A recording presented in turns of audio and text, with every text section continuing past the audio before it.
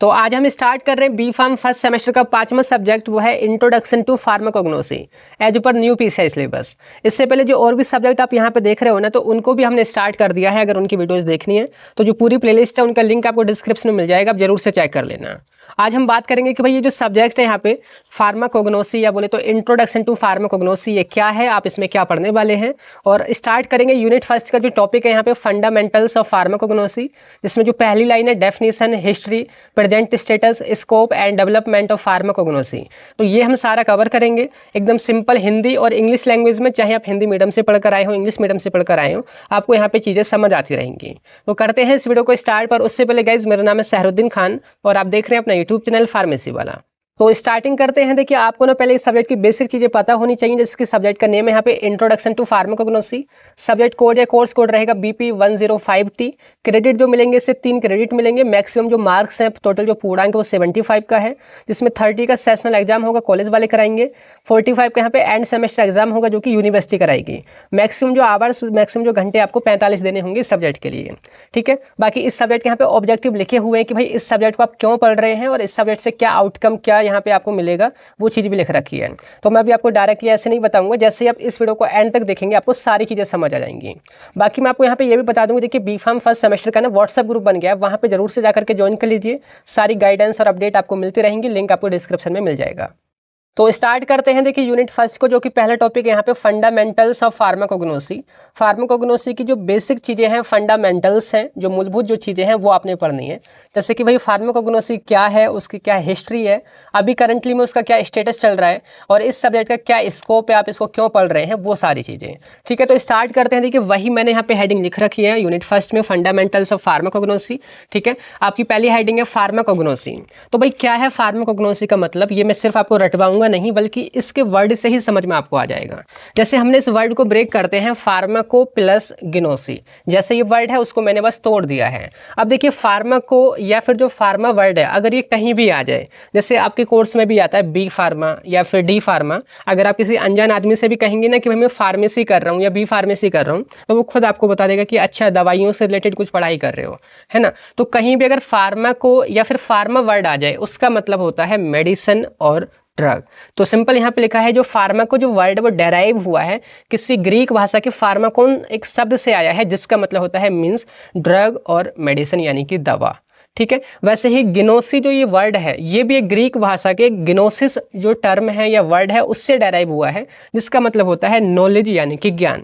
अगर मैं इन दोनों का मतलब निकालूं एक जगह, यानी कि दवा का ज्ञान या मेडिसिन की नॉलेज, तो ये जो सब्जेक्ट है आपका ऐसा सब्जेक्ट है जिसमें आप दवाइयों के बारे में पढ़ने वाले हैं। सभी दवाइयों के बारे में नहीं, सिर्फ उन दवाइयों के बारे में जो कि नेचुरल सोर्स से मिलती हैं, प्राकृतिक स्रोत से मिलती हैं, जैसे पेड़ पौधों से या फिर एनिमल से या फिर माइक्रोब से या फिर जो समुद्री जीव होते हैं उनसे। तो उन सभी दवाइयों की स्टडी हम जिस सब्जेक्ट में करते हैं वो है आपका फार्माकोग्नोसी। आई बात समझ? तो मैंने देखिए आपको डेफिनेशन भी नहीं पढ़ाई और आपने डेफिनेशन समझ भी ली, बस यही इंग्लिश और हिंदी में मैंने यहाँ पे आगे लिख रखा है। देखिए यहाँ पे सिंपल लिखा है, pharmacognosy is the branch of pharmacy that deals with the study of crude drugs obtained from natural sources like plants, animals, microbes and minerals. कि फार्माकोग्नोसी ना फार्मेसी की वह शाखा है, वह ब्रांच है जिसमें हम उन सभी दवाइयों की स्टडी करते हैं जो हमको नेचुरल सोर्स से मिलती हैं, पेड़ पौधों से, जानवरों से, माइक्रोब से या फिर मिनरल से। आई बात समझ? अब यही देखिए आगे मैंने यहाँ पे हिंदी में भी लिख रखा है, जो भी हिंदी मीडियम वाले स्टूडेंट हैं वो इससे भी पढ़ के समझ सकते हैं। अब आगे आप देखोगे ना, यहाँ पे मैंने एक इमेज भी लगा रखी है ताकि चीज़ आपको ना देख करके ही समझ में आ जाए, रटनी ना पड़े। देखिए सिंपल मैंने क्या दिखा रखा है कि फार्माकोग्नोसी क्या है, कि जो भी हमारे नेचुरल सोर्स होते हैं, जैसे कि पेड़ पौधे या फिर एनिमल या माइक्रोब्स या मिनरल्स वगैरह, तो उनसे जो भी दवाइयाँ मिलती हैं, जैसे यहाँ पे नीम के पत्ते हैं, हल्दी है, अदरक है, आंवला है, लौंग है, दालचीनी है, काली मिर्च है, सौंफ है या फिर मुलेठी वगैरह है, तो ये सारी हमारी कहाँ से मिल रही है? नेचुरल सोर्स से मिल रही हैं। तो इन सभी दवाइयों की स्टडी हम करते हैं फार्माकोग्नोसी में। या फिर आयुर्वेदा, सिद्धा, यूनानी, आपने इनकी जो भी दवाइयाँ देखी होंगी ना, वो सब इसी के अंदर आती हैं। आई बात समझ? तो ये है फार्माकोग्नोसी। तो ये जो सब्जेक्ट आपका रहने वाला है फार्माकोग्नोसी, यहाँ पे मैं बात करूँ तो हमने अभी डेफिनेशन को कवर करा है, तो आपको अभी अंदाजा लगा होगा कि भाई अच्छा मैं उन सभी दवाइयों की स्टडी करूंगा जो कि हमको नेचुरल सोर्स से मिलती हैं। अब उन्हीं के बारे में आगे आपने पढ़ना है कि कहाँ कहाँ से ये मिलती हैं, उसकी कुछ हिस्ट्री वगैरह आगे पढ़नी है, ठीक है। आगे यहाँ पे कई सारी आप हर्बल फार्माकोपियाज के बारे में बात करोगे। देन उसके बाद यहाँ पे आगे अगर अब मैं बात करूँ तो कि ये जो पेड़ पौधे होते हैं जो मतलब कि दवाइयाँ जिनसे मिलती हैं उनकी हम खेती कैसे करते हैं, उनसे दवाइयाँ कैसे हम बनाते हैं, ठीक है। जो हर्बल जो दवाइयाँ उनकी टेस्टिंग कैसे करते हैं, ठीक है। आगे आप देखोगे कि हर्बल मेडिसिन को कैसे हम बनाते हैं, आयुष या बोल सकते हैं आयुर्वेदा, यूनानी, सिद्धा में, इन सब में, ठीक है। इन सब के बारे में अब इस सब्जेक्ट में पढ़ने वाले हैं। तो यहाँ पे देखिए कुछ इस तरीके से हमारे नोट्स रहने वाले हैं। यहाँ पे आप देखोगे हमने इंग्लिश के साथ साथ हम हिंदी भी यूज़ कर रहे हैं, जैसे कि यहाँ पे लिखा हुआ है, ताकि चीज़ें आपको एकदम समझ आ जाए, जो भी हिंदी मीडियम वाले स्टूडेंट हैं उनको भी। बाकी हम यहाँ पे कुछ इमेजेस भी ऐड करते हैं ताकि चीज़ें आपको विजुअलाइज भी हो जाए। तो अगर आपको इस तरीके से सारे कंप्लीट नोट्स चाहिए सब्जेक्ट के, कंप्लीट वीडियो लेक्चर्स वगैरह, इंपॉर्टेंट क्वेश्चन बुक्स की वीडियो वगैरह, तो आपको हमारे बैच में ज्वाइन कर लेना चाहिए, जो कि फार्मेसी वाला ऐप पर चल रहा है। क्या करना है, सिंपली आपने गूगल प्ले स्टोर पर जाना है, सर्च करना है फार्मेसी वाला ऐप को, आपने इंस्टॉल कर लेना है। लॉगिन और रजिस्टर करने के बाद आपको कई सारे सेक्शन दिखेंगे, तो आपको बीफार्म के सेक्शन पे जाना है। वहाँ पे कई सारे सेमेस्टर्स रहेंगे, तो आपको फर्स्ट सेमेस्टर पे जाना है। उसमें 2 ऑप्शन मिलेंगे, ओल्ड और न्यू, तो आपने न्यू पे टैप करना है। वहाँ पे जो बैच चल रहा है वहाँ पे आपने ज्वाइन कर लेना है। तो सारा जो कंटेंट है आपको वहाँ पे एक ही जगह मिल जाएगा। अब यहाँ पे हमको जो मेन पढ़ना है आगे इस टॉपिक में वो है history, present status, scope and development of pharmacognosy. तो हम history and development of pharmacognosy को एक साथ पढ़ेंगे। क्यों पढ़ेंगे, देखिए यहाँ पे मैंने हेडिंग वो लिख रखी है, history and development of pharmacognosy. देखिए हिस्ट्री बोले तो इतिहास की, भाई कहाँ से स्टार्टिंग हुई फार्माकोग्नोसी की, ठीक है। पहले सबसे पहले क्या था, फिर उसके बाद क्या हुआ, फिर क्या हुआ, और अभी करंटली में क्या चल रहा है, यही तो है हिस्ट्री। अब साथ के साथ हमारे डेवलपमेंट भी कवर होगा कि भाई पहले फार्माकोग्नोसी कैसी थी और धीरे धीरे धीरे धीरे धीरे साल बाई साल कैसे आज के टाइम पे हमारी फार्माकोग्नोसी डेवलप हुई है, कैसे उसका विकास हुआ है, ठीक है। अब उसको हमने समझने के लिए ना पूरी जो हिस्ट्री है या डेवलपमेंट फेज है ना, उनको 4 फेजेस में तोड़ दिया है, 4 अलग अलग भाग में तोड़ दिया है, ठीक है। अब मैं आपको यहाँ पे रटवाऊंगा नहीं, कहानी की तरह समझाता चलूंगा, ठीक है। अब फार्माकोग्नोसी की जो हिस्ट्री है एक कहानी की तरह ही समझोगे। कैसे, देखिए यहाँ पे मैंने एक इमेज लगा रखी है, पूरी जो हिस्ट्री है ना उसको आप ऐसे समझोगे इमेज के जरिए। देखिए सबसे पहला है यहाँ पे एंसेंट पीरियड, यानी कि प्राचीन काल। शुरुआत में क्या था, जब एकदम स्टार्टिंग की बात करें तो तब क्या था। फिर उसके बाद आता है मिडल पीरियड, यानी कि मध्यम काल, ठीक है, कि भाई प्राचीन काल के बाद में क्या चीज़ें हुई वो सब चीज़ें आप पढ़ेंगे। फिर आएगा अर्ली मॉडर्न पीरियड, कि शुरुआती आधुनिक काल, यानी कि जहाँ से फार्माकोग्नोसी एक अलग सब्जेक्ट बना, एक अलग ब्रांच के रूप में उभर के आया, ठीक है। अभी है करंटली मॉडर्न पीरियड, कि अभी फिलहाल क्या चल रहा है। समझ रहे मेरी बात, 4 हमने फेजेस में तोड़ दिया, सबसे प्राचीन काल, मध्यम काल और शुरुआती आधुनिक काल और आधुनिक काल। अब हम सबसे पहले एंसेंट पीरियड के बारे में बात करेंगे। अब देखिए पहला जो पीरियड है यहाँ पे वह है एंसेंट पीरियड, हिंदी में कहें तो प्राचीन काल।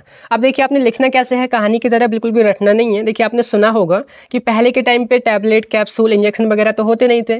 जो पेड़ पौधों की जो पत्तियाँ थी, छाल थी, उन्हीं को पीस करके या फिर जड़ वगैरह जो तने वगैरह होते थे उन्हीं से रस वगैरह निकाल करके उसको दवाई के रूप में यूज़ करते थे, ठीक है। तो सिंपल सी क्या लाइन लिखनी है कि in ancient times people used natural substance as medicine, कि प्राचीन काल में या पहले के समय जो भी लोग रहते थे वो दवाइयों को, एक पत्ते जो पत्ते वगैरह जो रहते थे या जड़ वगैरह तने वगैरह रहते थे उन्हीं को दवाइयों की तरह यूज करते थे। अब देखिए आपने क्या लिखना है, जो भी पेड़ पौधे जिनसे दवाइयाँ मिलती हैं उन सभी को किस किस बुक में डिस्क्राइब कर रखा है, ठीक है। वो बुक किसने लिखी है, यानी कि पेड़ पौधों के बारे में किस किस बुक में बताया गया है, वो बुक के बारे में यहाँ पे पुरानी हिस्ट्री आपने लिखनी है।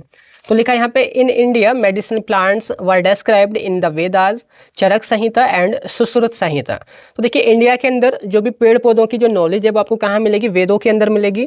वैसे ही एक बुक है चरक संहिता, जो कि चरक जो है उन्होंने लिखी थी। चरक जो है उनको फादर ऑफ आयुर्वेदा के नेम से भी जानते हैं, ठीक है, ध्यान रखना। तो उन्होंने जो बुक लिखी उसमें बहुत सारे पेड़ पौधों के बारे में बताया है। वैसे ही एक और बुक है सुश्रुत संहिता, तो सुश्रुत जो है उनको फादर ऑफ प्लास्टिक सर्जरी के नेम से जानते हैं, तो उन्होंने भी एक बुक लिखी थी, ठीक है। तो ये जो है इंडिया के अंदर पुरानी बुक्स में पेड़ पौधों की इन्फॉर्मेशन मिलती है। अब यही चीज़ देखिए हिंदी में भी यहाँ पे लिख रखा है कि देखिए प्राचीन समय में लोग प्राकृतिक पदार्थों का उपयोग दवाओं के रूप में करते थे। भारत में जो औषधीय पौधों का जो वर्णन जो मिलता है वो वेदों में चरक संहिता, सुश्रुत संहिता में मिलता है, ठीक है। आगे देखिए सेकंड यहाँ पे चाइना के बारे में, ठीक है। चाइना के अंदर अगर हम बात करें तो एक यहाँ पे पर्सन है सैन नुंग करके, तो उनको हम फादर ऑफ चाइनीज मेडिसिन के नेम से भी जानते हैं। तो उन्होंने एक बुक लिखी थी यहाँ पे पेन शाओ करके। तो जो इनकी बुक है बहुत पुरानी बुक है, जिसमें बहुत सारे पेड़ों के बारे में उनकी इन्फॉर्मेशन दी गई है कि पेड़ कौन सा कहाँ पे कैसे यूज होता है, ठीक है। आगे है यहाँ पे इजिप्ट के बारे में कि in Egypt the Ebers papyrus book जो कि 1550 BC में यहाँ पे लिखी गई थी, तो उसमें भी बहुत सारी दवाइयों के यूज़ वगैरह, बहुत सारे पेड़ों के यूज़ वगैरह यहाँ पे लिख रखे हैं। तो ये बेसिक से आपने 2-4 पॉइंट यहाँ पे याद रखने हैं। एंड सबसे जो इंपॉर्टेंट पॉइंट है वो है यहाँ पे इन ग्रीस हिपोक्रेट्स, जिसको हम फादर ऑफ मेडिसिन बोलते हैं, एंड डायोस्कोराइड्स फादर ऑफ फार्माकोग्नोसी के नेम से जिसको हम जानते हैं, उन्होंने भी बहुत सारे मेडिसिन प्लांट को यहाँ पे डिस्क्राइब करा अपनी बुक के अंदर। अब यहाँ पे जो डायोस्कोराइड्स जो हैं उनको ही फादर ऑफ फार्माकोग्नोसी के नेम से जानते हैं, क्योंकि उन्होंने काफ़ी फेमस बुक लिखी थी जिसका नाम है मैटेरिया मेडिका, जिसमें यहाँ पे 600 से ज़्यादा मेडिसिनल जो प्लांट थे उनके बारे में वर्णन कर रखा था, उनको डिस्क्राइब कर रखा था। तो आपने हिस्ट्री स्टार्टिंग की समझी कि प्राचीन काल में क्या था भाई, जो भी पेड़ पौधे थे उनका ही यूज़ करते थे। इंडिया की हमने बात करी, चाइना की बात करी, इजिप्ट की बात करी और ग्रीस की हमने बात करी। बस आपने इतनी चीज़ें याद रखनी है, ठीक है। जिनको समझ में भी नहीं आया इंग्लिश में तो वहाँ से आप यहाँ हिंदी में भी समझ सकते हैं, स्क्रीन को यहाँ पे रोक करके, ठीक है। अब देखिए अभी आपने जो समझा है, क्या समझा है आपने, देखिए मैं यहाँ पे गौर से बताऊँ। आपने समझा है कि पहले बिफोर 1000 AD की बात हम कर रहे हैं, एंसेंट टाइम की। तो यहाँ पे इंडिया के अंदर, चाइना के अंदर, इजिप्ट के अंदर और ग्रीस के अंदर जो भी इंफॉर्मेशन थी उनके बारे में बात करी। अब बात करते हैं मिडिल पीरियड या मध्यम काल। तो मिडिल पीरियड में क्या हुआ, जो ये दवाइयों की जो नॉलेज थी, जो पेड़ पौधों की जो नॉलेज थी, वो अरब कंट्रीज़ और जो ये अंग्रेजी जो कंट्रीज़ हैं, यूरोपियन कंट्रीज़, उनके अंदर फैल गई थी जो भी इन्फॉर्मेशन थी, ठीक है। वही यहाँ पे दिखा रखा है। देखिए यहाँ पे सेकंड पॉइंट रहेगा मिडिल पीरियड। मिडिल पीरियड यानी कि मध्यम काल में क्या हुआ, the knowledge of medicinal plant spread to Arab and European countries, कि इसी समय में जो भी पेड़ पौधों की जो इन्फॉर्मेशन थी, जानकारी थी, वो अरब कंट्रीज़ और जो यूरोपियन कंट्रीज़ है उनके अंदर फैल गई। और यहाँ पे एक फिजिशियन थे, पर्शियन फिजिशियन एविसेना या इब्न सीना इनको हम बोलते हैं, जिन्होंने एक बुक लिखी थी कैनन ऑफ मेडिसिन, जिसमें बहुत सारे मेडिसिन प्लांट को इन्होंने डिस्क्राइब करा था। ये इस्लामिक गोल्डन एज के महान चिकित्सक रहे हैं। तो बस इतनी ही बातें आपने इस मिडिल पीरियड में लिखनी है। तो सिंपल क्या है कि जो भी औषधि पौधों का जो ज्ञान था वो अरब और यूरोपियन जो देश थे उनके अंदर फैल गया। और इब्न सीना जो है उन्होंने काफ़ी फेमस बुक लिखी कैनन ऑफ मेडिसिन, ठीक है। अब आता है आपका अर्ली मॉडर्न पीरियड यानी कि शुरुआती आधुनिक काल। 19वीं सेंचुरी की यहाँ पे हम बात कर रहे हैं, जैसे 1801, 1802, 1803 इस तरीके से शताब्दी शुरुआत हुई थी। तो इन द 19वीं century pharmacognosy developed as a separate branch of science, कि 19वीं शताब्दी में जो फार्माकोग्नोसी है वो एक अलग ब्रांच के रूप में उभर के आई। क्यों आई, आगे यहाँ पे लिख रखा है कि 1811 में जो टर्म है फार्माकोग्नोसी, सबसे पहले उसका यूज़ करा जोहन एडम स्मिथ ने। जोहन एडम स्मिथ ने सबसे पहले फार्माकोग्नोसी टर्म का यूज़ करा 1811 में। फिर उसको पॉपुलर जो करा 1815 में C.S. सिडलर ने एक बुक लिखी थी, काफ़ी फेमस बुक रही है फार्माकोग्नोसी फील्ड की, वो है एनल एक्टा फार्माकोग्नोस्टिका। तो इस बुक में इस टर्म को इन्होंने बार बार यूज़ करा, जिससे ये पॉपुलर हो गई। कौन पॉपुलर होगी, फार्माकोग्नोसी टर्म। और फिर इसी शताब्दी में यानी कि 19वीं शताब्दी में ही साइंटिस्ट ने बहुत सारी दवाइयों की खोज करी पेड़ पौधों से। जैसे पेड़ पौधों की जो पत्तियां होती थी या जो तने होते थे, उनसे एक्सट्रैक्ट निकाल के या उनका रस वगैरह निकाल के या उनको उबाल करके उन्होंने बहुत सारे केमिकल निकाले। जैसे सबसे पहले जो केमिकल यहाँ पे निकाला गया वो 1805 में फ्रेडरिच ने निकाला, जो कि मॉर्फिन को निकाला था ओपियम से। अफीम जो होता है ना, अफीम से मॉर्फिन को निकाला, जो कि एक पेन किलर है, जो कि दर्द को दूर करने के लिए यूज़ किया जाता है। वैसे ही 1820 में पेलेटर और कैवेंटाउ ने आइसोलेट किया क्यूनिन को, क्यूनिन जो कि हमारी मलेरिया में यूज़ की जाती है, जिसको सिंकोना बार्क से इन्होंने निकाला था, ठीक है। आगे यहाँ पे अल्बर्ट न्यूमैन जिन्होंने कोकेन को आइसोलेट करा था कोका के पत्तों से 1860 में। तो इस तरीके से बहुत सारे यहाँ पे अलग अलग केमिकल्स को निकाला जाने लगा पेड़ पौधों से, जो कि आज के रूप में दवाइयों की तरह यूज़ किए जाते हैं। तो यही जो चीज़ें यहाँ पे हिंदी में भी लिख रखी है, आप आसानी से यहाँ पे पढ़ सकते हैं रोक करके, ठीक है, सिंपल से इन पॉइंट को। लास्ट में आता है आपका मॉडर्न पीरियड यानी कि आधुनिक काल। देखिए यहाँ पे ना हम 20वीं शताब्दी की बात कर रहे हैं। तो यहाँ पे लिखा है कि 20वीं शताब्दी में ना बहुत सारी जो इंपॉर्टेंट दवाइयाँ थी, एंटीबायोटिक्स थी, विटामिन या फिर हार्मोन्स वगैरह, उनकी खोज की गई पेड़ पौधों से या फिर जानवरों से या फिर फंगस वगैरह से। तो सिंपल यहाँ पे लिखा है कि in the 20th century important drugs such as antibiotics, vitamins, hormones and alkaloids were discovered from the natural sources, ठीक है। अब देखिए यहाँ पे हिंदी में भी लिख रखा है। अब क्या क्या एग्जाम्पल, जैसे 2-3 एग्जाम्पल मैंने यहाँ पे लिख रखे हैं। जैसे पेनिसिलिन जो कि सबसे पहली एंटीबायोटिक थी, उसको एक फंगस से खोजा गया 1928 में, पेनिसिलियम नोटेटम फंगस से। तो ये भी एक नेचुरल सोर्स ही है। वैसे ही स्ट्रेप्टोमाइसिन एक एंटीबायोटिक है जो कि एक बैक्टीरिया से खोजी गई थी 1943 के अंदर। तो इस तरीके से मॉडर्न पीरियड में फार्माकोग्नोसी ने यहाँ पे रोल निभाया। आई बात समझ। तो अगर आपने हिस्ट्री एंड डेवलपमेंट को समझना है तो सिर्फ इस इमेज से आप इसको रिकॉल कर सकते हैं, एक ही इमेज से जो कि यहाँ पे मैंने अटैच कर रखी है। प्राचीन काल में क्या हुआ, मिडिल पीरियड में कैसे अरब कंट्रीज़ और यूरोपियन कंट्रीज़ में इन्फॉर्मेशन फैल गई। अर्ली मॉडर्न पीरियड में क्या हुआ, कुछ साइंटिस्ट जिन्होंने इसको नाम दिया, अपनी बुक वगैरह में इसको फेमस करा। फिर कुछ इंपॉर्टेंट जो केमिकल थे उनको पेड़ पौधों से अलग करा इस ईयर में। एंड जो मॉडर्न टाइम है यहाँ पे बहुत सारी इंपॉर्टेंट ड्रग, एंटीबायोटिक, हार्मोन या फिर आपकी विटामिन वगैरह को जैसे फंगस वगैरह या बैक्टीरिया वगैरह से खोजा गया। आगे आपको हिस्ट्री समझ, तो इस तरीके से आपने इसको लिखना है। अब यहाँ पे हम बात करते हैं प्रेजेंट स्टेटस के बारे में कि भाई फिलहाल फार्माकोग्नोसी की क्या कंडीशन है, क्या स्टेटस है, वो आपने बात करनी है। ठीक है, तो सिंपल यहाँ पे वही हेडिंग है। यहाँ पे लिख रखा है कि today pharmacognosy is an important branch of pharmaceutical science, कि आज के टाइम पे जो फार्मास्यूटिकल साइंस है, दवाइयों का जो विज्ञान है, उसकी इंपॉर्टेंट शाखा बन चुकी है फार्माकोग्नोसी। कैसे, यहाँ पे पहला पॉइंट है it studies crude drug and medicinal plant, कि इसमें हम जो कच्ची दवाइयाँ होती हैं और जो मेडिसिनल जो प्लांट पेड़ पौधे होते हैं जिनसे दवाइयाँ मिलती हैं उनकी हम स्टडी करते हैं। अब देखिए यहाँ पे क्रूड ड्रग क्या है, देखिए इनको हम कच्ची दवाएं बोलते हैं, वो दवाइयाँ जो पेड़ पौधों से जिस रूप में मिलती हैं वैसे ही हम उनका यूज़ करते हैं, बिना प्रोसेसिंग करे, उनको हम क्रूड ड्रग बोलते हैं। जैसे मैंने यहाँ पे इमेज भी अटैच कर रखी थी, ये हमारी क्रूड ड्रग के ही एग्जाम्पल थे जो मैंने दिखाए थे आपको। जैसे सपोज करो यहाँ पे आपकी लौंग है, यानी कि क्लोव है, कभी आपके दांतों में दर्द हुआ हो तो आप एक लौंग अपने दांत के नीचे रख लेना, वो आपके दांत के दर्द को कम कर देगी। ये खांसी बहुत ज़्यादा आ रही है तो आप लौंग एक रख लोगे अपने गले में, तो वो खांसी को कम कर देगी। तो यहाँ पे जैसे जिस रूप में ये पेड़ों से हमसे मिल रही है ना, वैसे ही हम इसको यूज़ कर रहे हैं बिना प्रोसेसिंग के, तो ये है आपकी क्रूड ड्रग। वैसे ही हल्दी जैसे हमको मिलती है वैसे ही हम उसको क्या करते हैं, अपने घाव पे लगा लें तो वो क्रूड ड्रग है। नीम के पत्ते उसको हम फंगल इन्फेक्शन पे लगा लें तो वो यहाँ पे क्रूड ड्रग है। यही बात समझ। तो इन सभी की स्टडी हम किस में कर रहे हैं, फार्माकोग्नोसी में कर रहे हैं।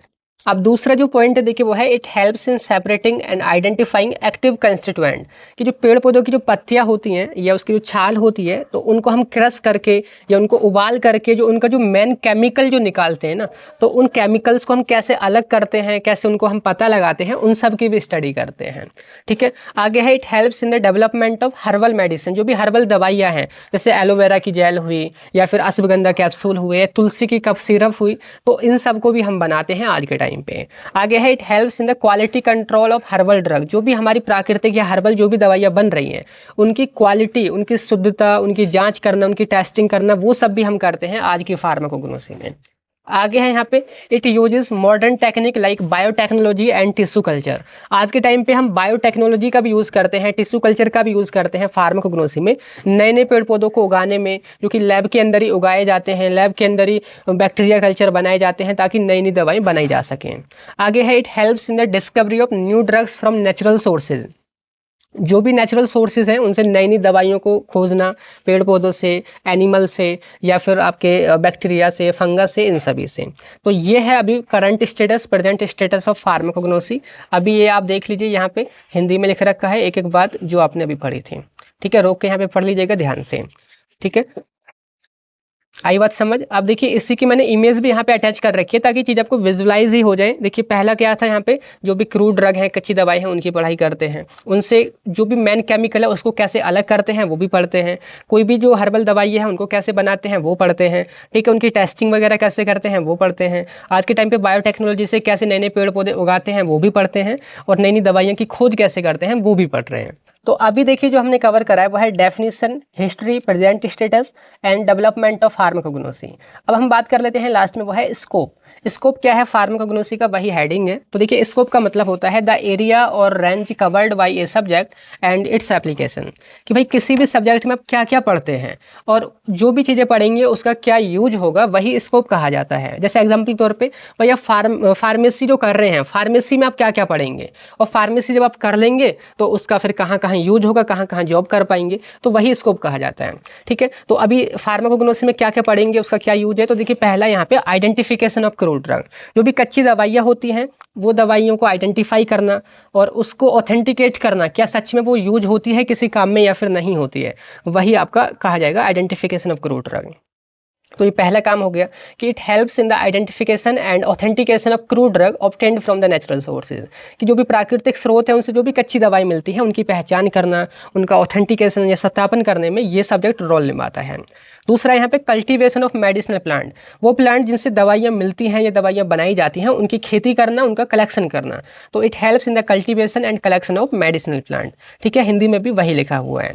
आगे है quality control of herbal drug, जो भी दवाइयाँ, जो भी हर्बल मेडिसिन बन रही है, उनकी प्योरिटी को चेक करना, उनकी सेफ्टी को चेक करना कि वो सेफ़ है या नहीं है, वो सच में काम कर रही हैं या फिर नहीं कर रही हैं, वो सब चीज़ें भी हम इसी सब्जेक्ट में करते हैं। तो it helps in checking the purity, safety, quality and effectiveness of herbal drug. आगे बात समझ, तो ये आप यहाँ पे हिंदी में पढ़ सकते हैं। आगे है मोस्ट इंपॉर्टेंट, वो है आइसोलेशन ऑफ एक्टिव कंस्टिट्यूएंट, कि जो भी आपके जो नेचुरल जो पेड़ पौधों के जो पार्ट होते हैं, उनकी पत्तियाँ, छाल, जड़ या फ्लावर वगैरह, तो उनसे मेन केमिकल को निकालना। जैसे यहाँ पे मान लीजिए आपको कई सारे मैंने एग्जांपल दिखाए, जैसे कि हल्दी है। अब हल्दी की अगर मैं बात करूँ तो उसके अंदर कुछ ना कुछ तो मेन केमिकल होगा जो कि ठीक कर रहा है, घाव को भर रहा है या इन्फेक्शन को रोक रहा है। तो उसके मेन केमिकल को निकालना, पूरी हल्दी की जगह उसके मेन केमिकल, एग्जाम्पल जैसे इसमें जो निकलता है वो है कुरकुमिन। कुरकुमिन को बाहर निकालना, तो उसको हम बाहर कैसे निकालेंगे, ठीक है, वो सब हम इसमें बढ़ते हैं। ठीक है, तो यहाँ पे एग्जाम्पल जैसे कि मॉर्फिन ओपियम से निकलता है, हल्दी से निकलता है कुरकुमिन, कॉफ़ी से निकलता है कैफीन, और सिंकोना से निकलता है क्यूनिन, और क्लोव यानी कि लौंग से निकलता है यूजिनॉल। तो ये सब हम आइसोलेट करते हैं फार्माकोग्नोसी में। नेक्स्ट पॉइंट यहाँ पे drug discovery from natural sources. जो भी नेचुरल सोर्सेज हैं, पेड़ पौधे, जानवर या आपके बैक्टीरिया, फंगस वगैरह, उन सभी से नई नई दवाइयों की खोज करना, तो उसमें भी इसका रोल है। तो सिंपल लिखा है, it helps in the discovery and development of new drugs from natural sources. आई बात समझ, तो ये आपने इस तरीके से लिखना है। लास्ट में यहाँ पे देखिए, research and development of herbal medicine. जो भी हर्बल प्रोडक्ट होते हैं, हर्बल मेडिसिन होती है, उनको भी यहाँ पे रिसर्च करना, उनको भी डेवलप करना। एलोपैथिक तो है ही है, अलग से जो हर्बल मेडिसिन है उनको भी यहाँ पे हम बनाते हैं। देखिए, it helps in making and improving herbal medicine and natural product. Example जैसे कि तुलसी का syrup, ashwagandha capsule, aloe vera gel, या और भी आपने बहुत सारे आयुर्वेदा में जो प्रोडक्ट देखे होंगे, वो सभी जो है इसी के जरिए बने हैं। तो ये है यहाँ पे scope of pharmacognosy. I hope ये आपको समझ आया होगा।